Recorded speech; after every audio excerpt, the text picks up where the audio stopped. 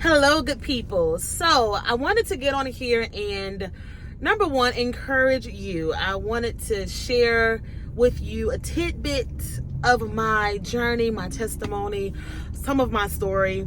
I wanted to get on here and just share that with you. As you know, my channel, Crystal Battle Inner Healings, promotes self-care, it promotes self-love, and it promotes inner healings, right?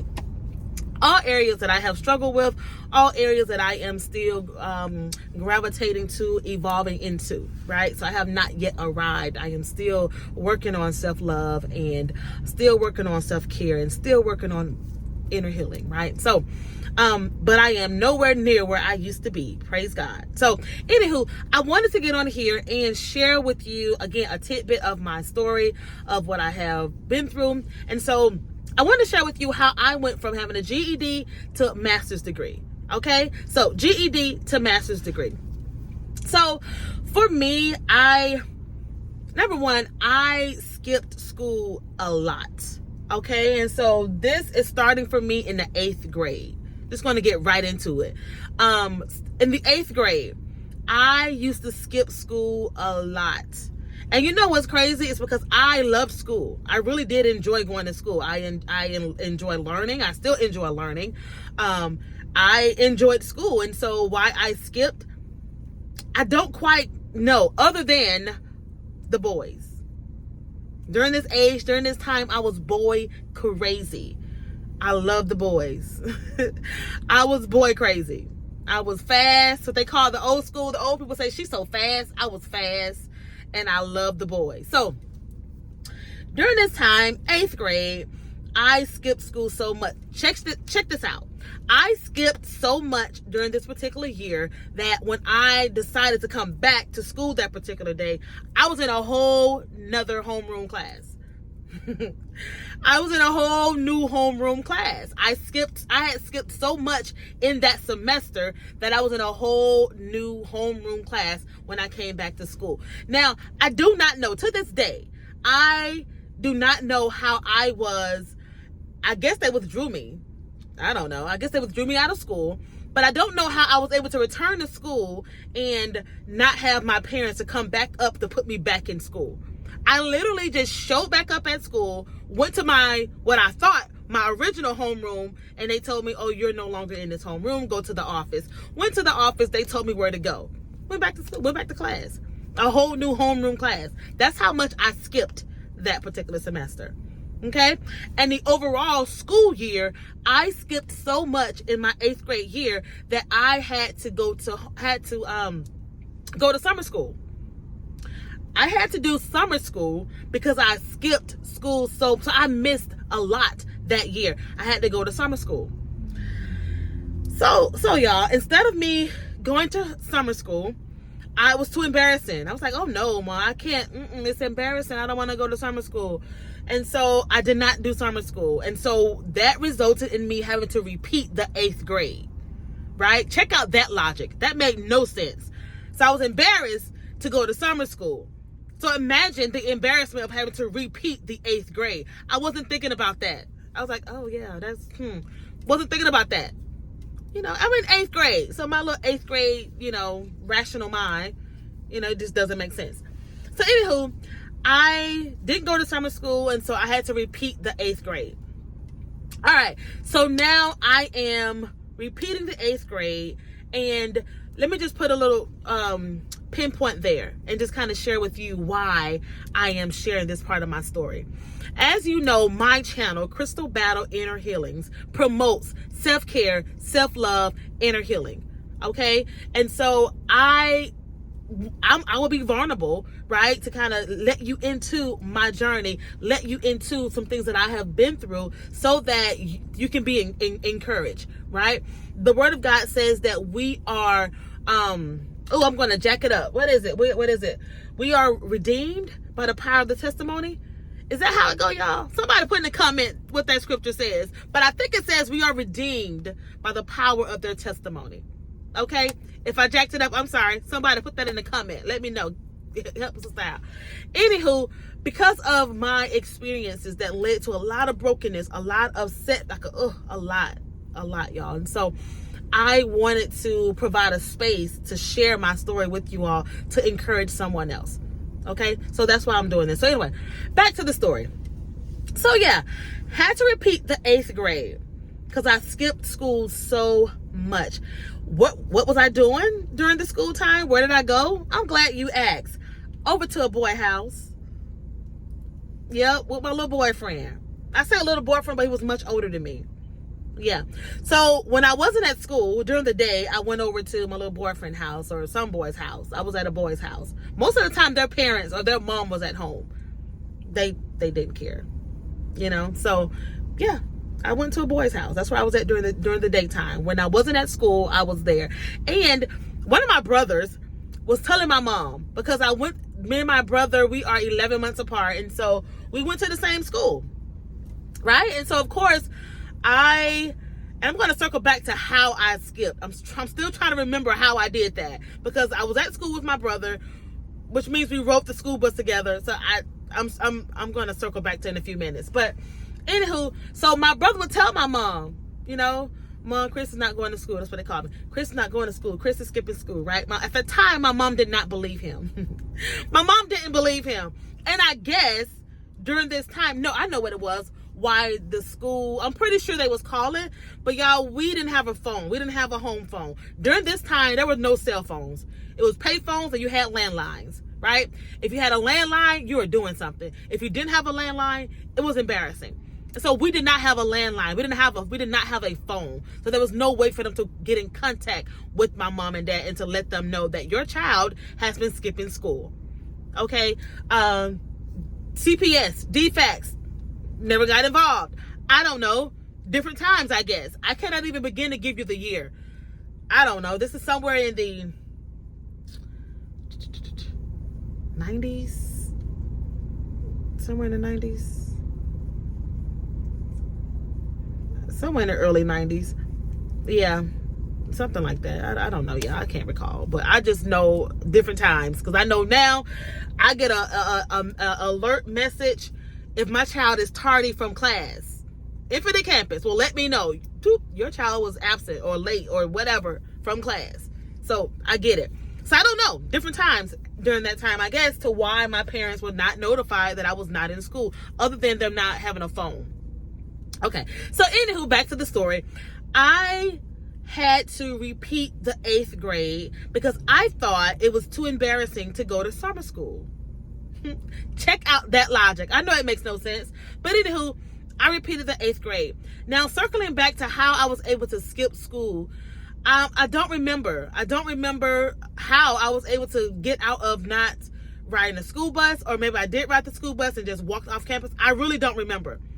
I don't know how I was able to do that many times, enough time to miss so much of school.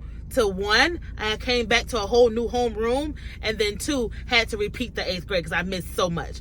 So I don't know. I can't remember the details of it. I'm 42 now, so I don't know. That was a long time ago. So anywho, now I am really embarrassed because I have to repeat the 8th grade. So now my peers have moved on to the 9th grade. They're now moved on to high school. I am still at middle school, and I'm a year older than all the other students that's in the 8th grade. Okay, so that was embarrassing. I don't recall skipping as much my second 8th grade year. I don't recall skipping that much. I think I kind of got it together. Like, you know what, girl, you need to figure this out because we can't do this again. You're already older than everybody in your classroom. It's time to just buckle down and move on. So I don't recall skipping. Of course, I went to school. I made it through the 8th grade. Okay, now I'm in the 9th grade, right? I am now in the 9th grade. And I just remember, again, I've always liked school. I always did enjoy school. I remember, though, I remember high school being different, like really different. And I remember, like, noticing the girls was really pretty. I felt like I didn't have the right shoes, the right hairstyles, the right jewelry. Like, I didn't really have the look like the other girls that I've noticed. And so, that was kind of a damper. It was kind of a bummer to me and a hit to my confidence, on top of still being a year older. Remember, I'm still a year behind. So now, yes, I'm in 8th grade, but now the 8th graders that are with me are still a year younger than me because I'm a year behind. And so on top of already being a year older, having to repeat the 8th grade, I now just felt like my looks were not up to par to be in high school. Okay, and so I'm in high school, and I am liking the experience, other than me not having the best dress, the best clothes, the best hairstyles, the best, all of that stuff. I was still enjoying high school. I was in home economics, and I really liked it. I was in classes with, upperclassmen, and so I just thought that was really cool. And so, anywho, I am in the 9th grade. I'm going about my, I'm enjoying school, so I'm going. Okay, so this was like half the semester, I believe. I only went to 9th grade, maybe half of the semester. Because I remember we got our progress reports, right? And I remember making a C on my progress report. That was my lowest grade. Looking back, I'm like, Crystal, you were doing pretty good in high school.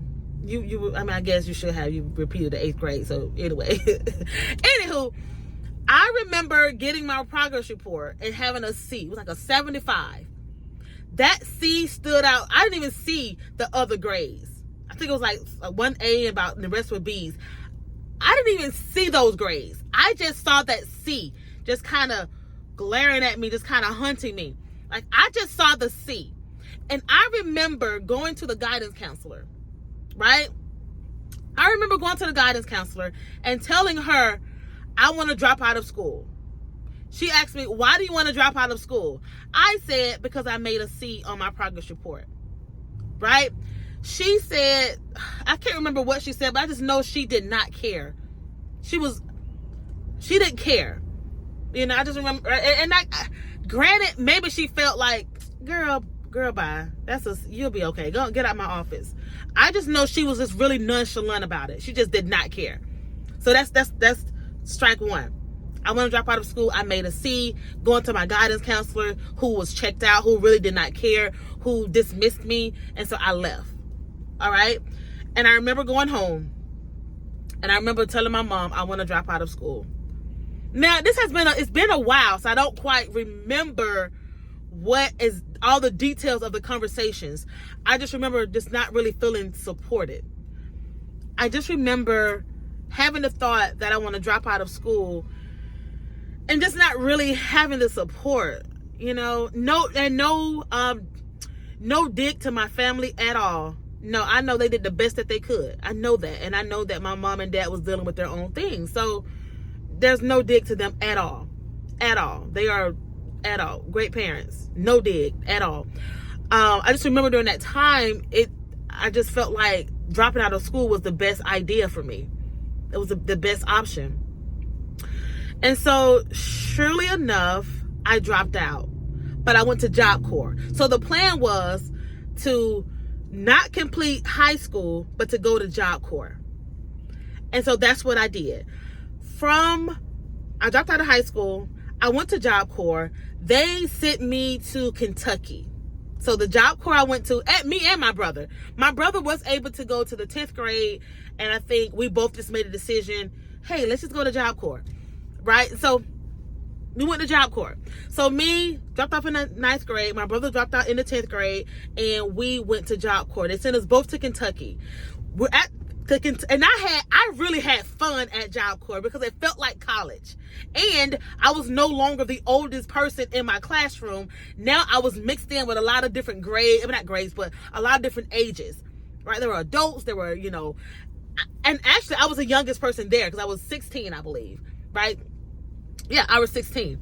And so I was really the youngest person there at Job Corps. And so I like that. I felt like, okay, I'm not embarrassed anymore. I'm actually younger than all the other people here.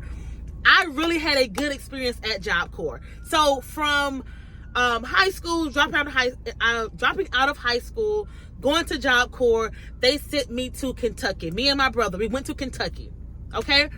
And so I remember just being on campus. I had so much fun. I really enjoyed that experience. Okay? So at this point, I'm now working towards my GED. Because that's what you get at Job Corps. You get a GED. But I don't know if Job Corps still exists. I have no idea. But I think that's an awesome program, an awesome, I could say a second chance program for those that high school just was not working for them. Okay? I thought it was an awesome experience for me. I enjoyed it. I had fun. I found my niche. Like, I really enjoyed it. And for those of you who doesn't know what Job Corps is about, it is a educational program to where I think it has to be at least 16 on up. I think there is a cutoff age, maybe 26 or 30. I can't remember what the cutoff age was, but this is an educational program where individuals can go and work on getting their GED alongside learning a trade. So you can get your GED and a trade. And I think the trade that I was learning was business. So I remember I was, learning how to type and things like that. So I support I think it's an awesome program. I support it. I don't know if Job Corps are still exist. I'm not sure. But for me, that I had fun. I enjoyed it. And then they would basically pay you to go to Job Corps because you would get like these bi-weekly allowances. And based on how long you were in the program, determine how much you would get bi-weekly. I remember I would get, starting off, I think it was like $25, right? So I think $25 for the first maybe 30 days, you get $25 bi-weekly. And hey, I didn't really need to buy anything. I don't know. That was a lot for me. I don't know why I thought it was a lot, but it was. As you go through the program, they would increase your allowance. So I think I got up to like $75 bi-weekly. And so also with the allowance you would get bi-weekly, you would get, I can't remember how often they would give you this clothing voucher. So on the campus of the Job Corps, which was in Kentucky, the one that I went to, there was this store. It was a Job Corps. It was a store there, right? And you can use your money, go buy your snacks, go buy clothes, go buy shoes, go buy hair stuff. Like, it was a store. It was an actual store. And so I remember every so often they would give you a clothing voucher. $100, $150. I can't remember how much was on that clothing voucher, but you take that voucher and you can go to the store. Now, the voucher was, you couldn't get snacks, but you could buy clothes, and everything like that. I'm going to get back to the story, but I want to share this. So I remember just going and getting me some shoes, some little outfit. Anyway, so that experience I enjoyed it. That was a really good experience for me. I think Job Corps is a good second chance educational program for whomever that feels that high school is just not the one, right? Now, I'm not encouraging anyone to drop out of school. I'm not. Finish school. Finish high school. It's nothing like high school. There are certain experiences that you get in a high school that you cannot get from a Job Corps. We didn't have proms. We didn't have homecomings. We didn't have football games. So it is a difference, right? But for those of you that is just high school just not working for you, or you have already dropped out of school, then there's another option for you. But anyway, so I'm in Job Corps. I'm enjoying it. Maybe I've been there 7 months now. Maybe 7 months. And I get into it with this girl. Now, it wasn't a physical altercation, and she was an older chick. I do not know why this female did not like me. From day one, this chick did not like me, and I do not know why. I didn't really talk to her. I wanted to be her friend. She was older than me, so I really wanted to be her friend. I didn't want anyone to dislike me. At that age, I was a big people pleaser. So to be liked was very important for me. Anywho, y'all, I do not know why this girl did not like me. I have no idea. I say since day one, but really, because when you first get there, you're not in population. You're like in the group of all new people. In about 2 weeks or a month, then you go into population.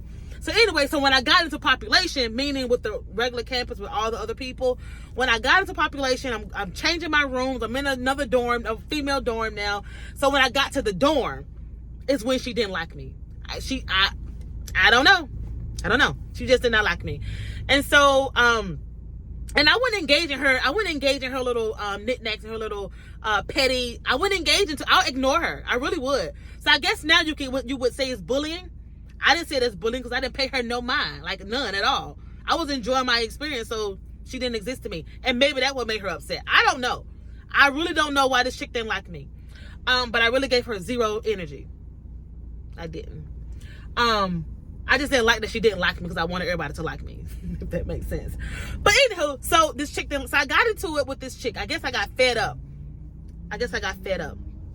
So I got into it with this chick, and then I end up calling my mom because I was just, now I'm getting homesick.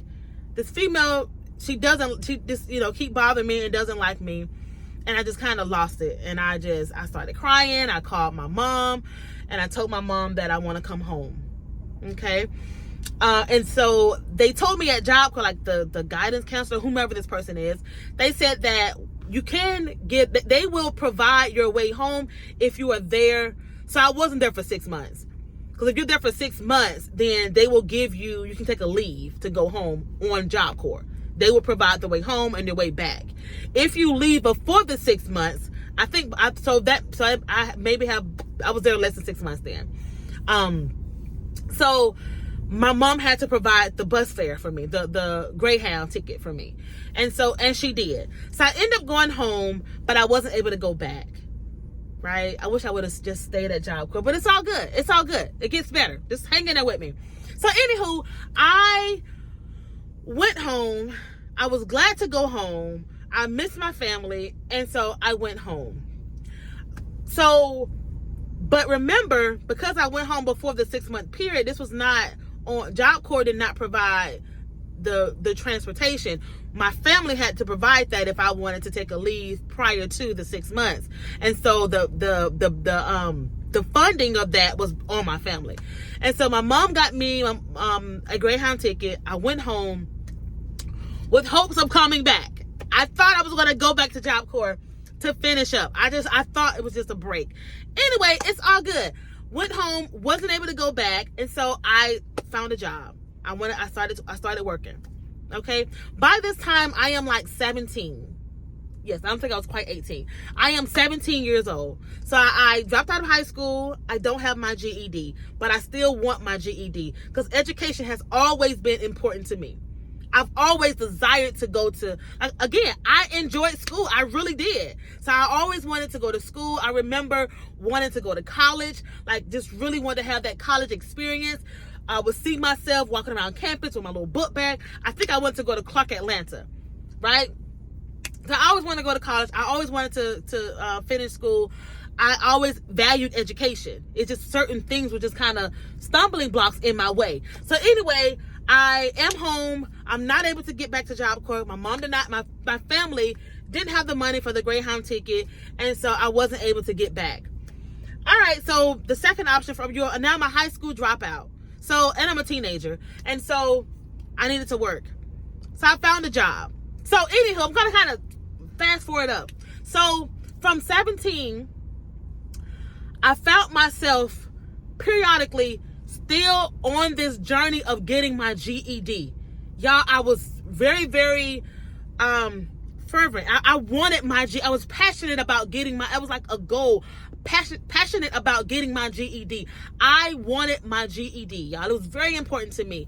Well, on my journey of trying to get my GED, it was always something, right? So at 20, I had my first child, okay? Got pregnant at 19, 20, I had my son, right? Well, hey, I definitely can't go to school now. I need to work. I got a child to take care of. All right, so no more GED. I'm working jobs like McDonald's, Wendy's. I was doing CNA work for a while. So I'm really working these jobs to make ends meet. You all know, the money there it's not a lot. It's not enough. I was not able to sufficiently take care of myself and my child. So I was staying at home with my mom. Okay. Thank God for my mom and my dad. So I was staying at home. And so, but again, so now 17, 18, 19, 20, 21, 22, I had my second child. Okay, 23, 24, 25, 26, I got married. 26, I got married and had my third child. Okay, 26, 27, 28, 29. During this time, I promise you, every now and then I would sign up for these GED classes. And I'm trying my very best to take my GED over the course of these years. Okay, so 17, 18, 19, 20, 21, 22, 23, 24, 25. So over the course of those years, I am engaging in different GED classes. At that time, and I think it still exists today, technical schools would offer GED classes free of charge. You just had to get yourself there. Okay? But I think I'm trying to remember the details of that. I remember having to pay for a GED to take the test. And so over the course of these years, I am still trying to pursue my GED. Whenever I could, I would get into this GED program. I would every now and then take a test here and take a test there. So I remember the first 2 tests that I've passed was, I think, my science and my reading. I think there's four sections: math, science, reading, and I think a writing portion, something like that. And so I remember the first 2 tests that I took and I passed was my reading and maybe science or something like that, or writing, something like that. I don't know. I took 2 and I passed it. Okay. And then maybe a couple years, I'll take another test. The good part about this that I did not know is that once you pass a section, you do not have to take the test again. It is being saved for you. So now you have to take the parts that that's incomplete, that you either didn't pass or, you haven't tested yet for that. So that was great. So I have 2 already knocked out. And so I think I took a science and I took another section, boom, passed that out. So now the only section that is remaining for me is math. So at 26, I got married, had my 3rd child. So that was, I had taken my kids. And so, but at 29, I went back to GED. I was in Dallas, Georgia. And so, my youngest child was, I don't know, she was young. She was still young. I don't even think she was a year old. Or maybe she was. I don't know. I know she was young. I know she was still young. And so, and I wasn't working. So my husband was just kind of taking care of things at the time. And so, anywho, I signed up for this GED class. And there were times where I barely had gas in the car. When I tell you I was praying, I remember it being on E. I'm like, Lord, let me just get there and back home. I need to go though. Lord, I need to go. Let me just get there and back home. And he came through. He honored that. Like, he honored that prayer. I would make it there. I would get back home. All right. And so I'm in this GED class. And so I am, preparing myself to take the math section. Y'all, I signed up for the math section. I passed it. What came into the mail, y'all, and I know some of you like, okay, this is a GED. Y'all, there was so much more. There was a milestone that I've tried for years. From 17, I got my GED at 29. 29, I got my GED, right? 29 and 3 kids later, I finally received my GED. I was so happy when the letter came into the mail that said congratulations, right? And it had my test scores. It had this voucher for $500. So Hope has this program. If you receive your GED, there's a $500 grant that they give you that you can apply to if you're going to school. If you want to further your education. So all that came in the mail. I was ecstatic. I was stoked. I was really happy. I felt a sense of accomplishment, right? But I was not going to stop there. That was just the beginning for me. So with my GED, I said, okay, this is my ticket. At that time, I knew a GED could get you into college, but I really didn't, if that makes sense. Because I didn't know how much weight a GED had in comparison to having a high school diploma. I really didn't know. So I'm working at this thrift store. So I'm still having these dead-end jobs, not paying me a lot of money, not being able to really sufficiently take care of me and my children. At this time, I am separated from my husband, and I'm just trying to back home with my parents, trying to make things work. So a lot happened in between the time of 17 and 29. A lot happened that I'm not going to talk about right now, but a lot happened. A lot. Anywho, right now I'm only focusing on the portion of GED to a master's degree. That's what I'm focusing on. So anywho, I finally got my GED. I was working at Value Village store, and so I'm like, I want to go to college. I want to go to college.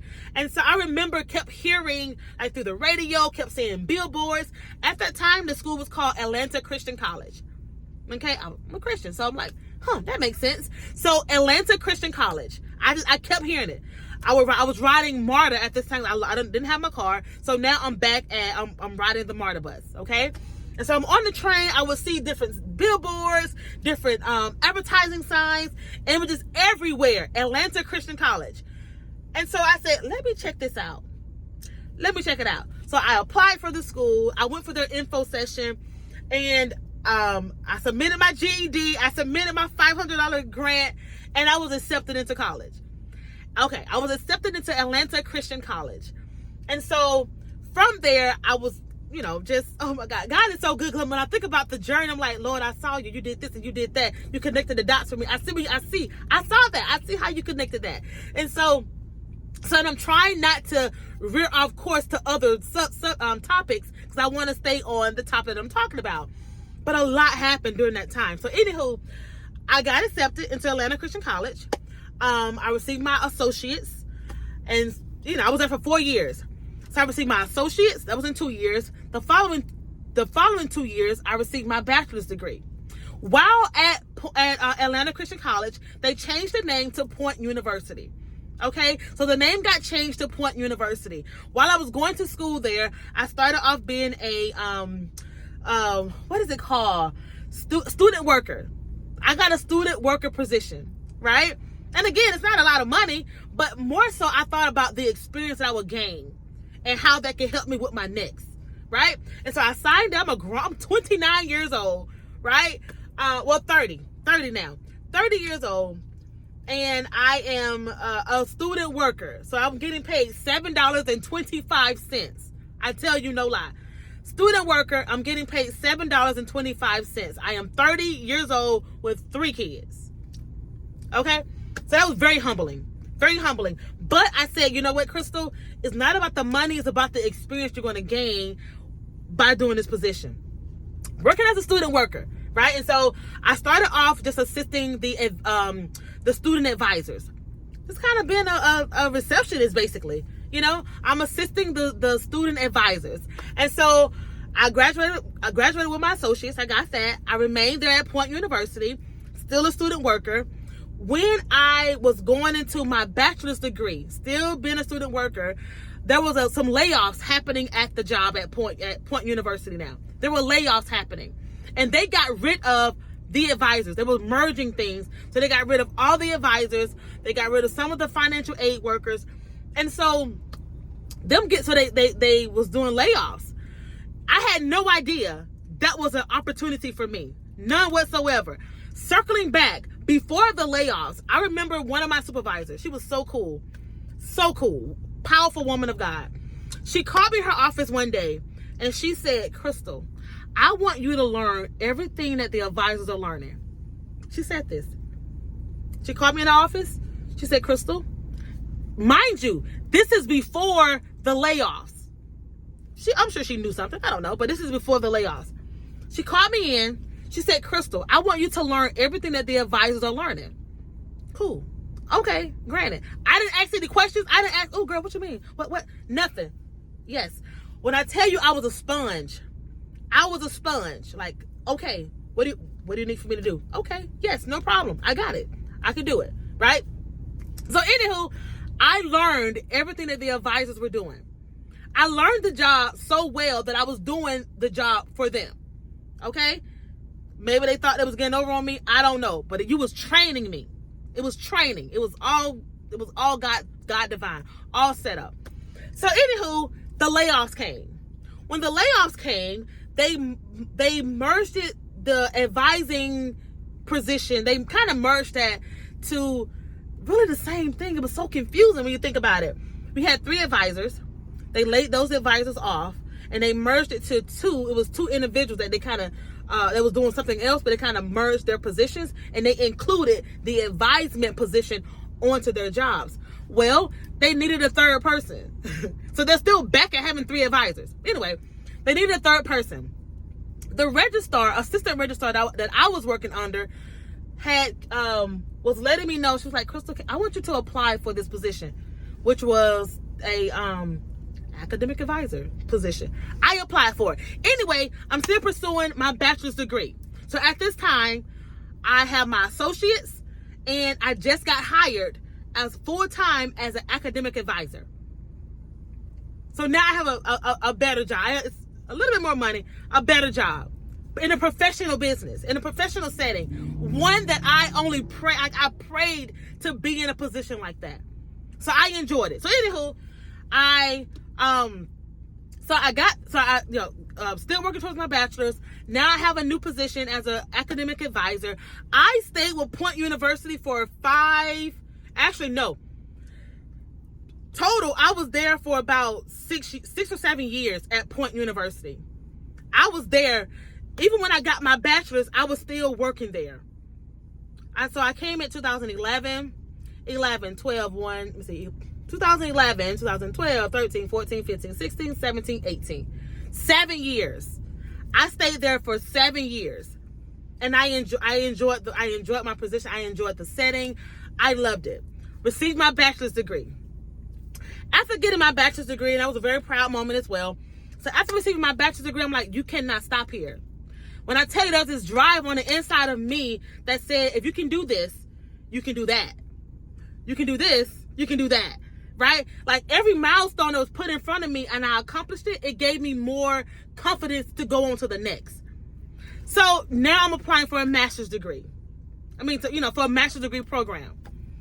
The counselors, I had applied for, to be a counselor, to be a therapist. I went to school for that, right?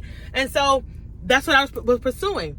And so, I don't know, went to school, that took 4 years. I went to Richmond University. I applied for to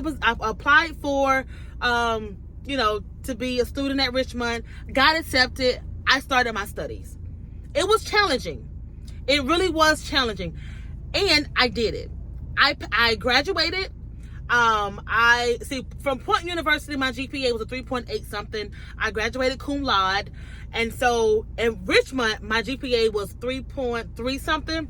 So it did go down some, but that was a master's program, y'all. And I did it. And so from a high school dropout, getting my GED, right?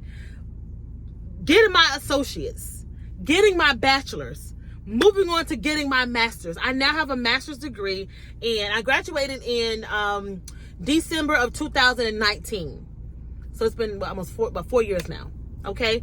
And so I graduated with a master's in family and marriage and family therapy. So I am a marriage and family therapist, right? And so when I tell you that God can do anything, right? And you can do all things through Christ that strengthens you. If I can do it, you can, right? There were plenty of obstacles in my way. There is so much I did not tell you. So much I did not share with you in that process of 17 to I received my my master's at, I'm 42 now. Let's see. I was 30 in my late 30s, 38,